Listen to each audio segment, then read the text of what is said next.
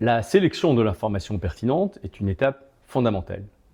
En effet, certains de nos étudiants ont des cours qui font jusqu'à 1000 pages, qui en anatomie, qui en droit constitutionnel, par matière. Dans ces cas-là, si l'on s'efforce de tout étudier, tous les mots, finalement, c'est évidemment humainement impossible d'y arriver.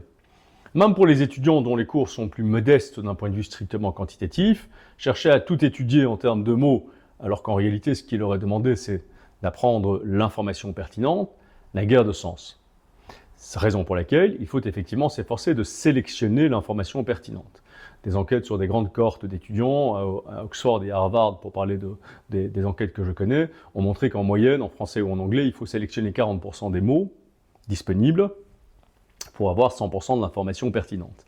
Alors ça fait une différence. Si on reprend mon exemple de 1000 pages, que ce soit au total sur une session ou sur une seule matière, étudier 40% des mots pour avoir 100% de l'information, cela revient à étudier 400 pages, l'équivalent strict de 400 pages, et non pas 1000 pages. Cela fait donc une différence considérable. Ça, c'est le motif quantitatif. Il y a également un motif qualitatif.